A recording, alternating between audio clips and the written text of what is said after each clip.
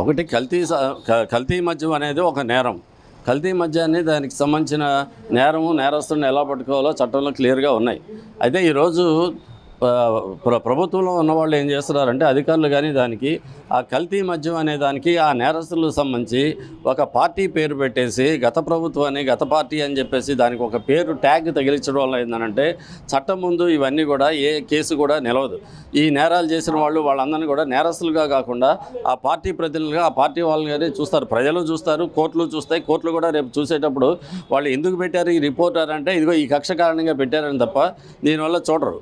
అందువల్ల ఏంటంటే వీళ్ళు అలా చేసి దానికి సంబంధించి పొలిటికల్ మైలేజ్ చేసుకుంటే ఈ 5 సంవత్సరాలు కూడా సిట్టుతోనో ఇంకో దాంతోనో కాలయాపన జరిగిపోతుంది. అట్లాగే విచారణ జరిగిపోతూ ఉంటాయి. కానీ వివేకానంద రెడ్డి హత్య కేసులో లాగా సిబిఐ దర్యాప్తులాగా ఆ ప్రభుత్వం వెళ్తుంది, ఈ ప్రభుత్వం వస్తుంది, ఈ ప్రభుత్వం మళ్ళీ ఇంకొక 5 సంవత్సరాలు అవుతాయి.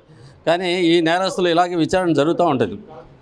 అదే వాళ్ళకి కావాల్సింది దానికి సంబంధించింది. అందువల్ల ఏంటంటే మీరు కల్తీ మద్యం అనేది అక్కడ ఎక్కడా లేదు. కల్తీ మద్యం అంటే మద్యమైనా కల్తీ మద్యమైనా మేము బ్రాండెడ్ ఇస్తాము, క్వాలిటీ ఇస్తున్నాము, మేము వచ్చిన తర్వాత బ్రహ్మాండమైన ఫారిన్ ఇస్తున్నాము ప్రజలకి అని అంటే అదైనా ఇదైనా మద్యపాన నిషేధం ఆ రోజు మాట్లాడినయే ఇచ్చినవి. అవి కాక ఈరోజు మళ్ళీ కల్తీ మద్యం అంటున్నారు. కల్తీ మద్యానికి ఒక చట్టం ఉంది, అది నేరమే.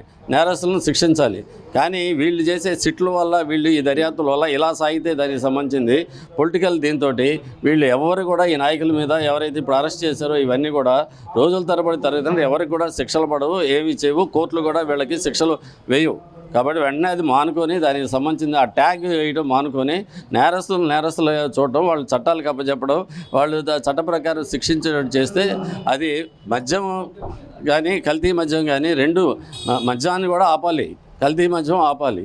ఆ రెండు కూడా దాన్ని ఆపాలంటే దీనికి సరైన చట్టపరమైన చర్యలు తీసుకోవాలి.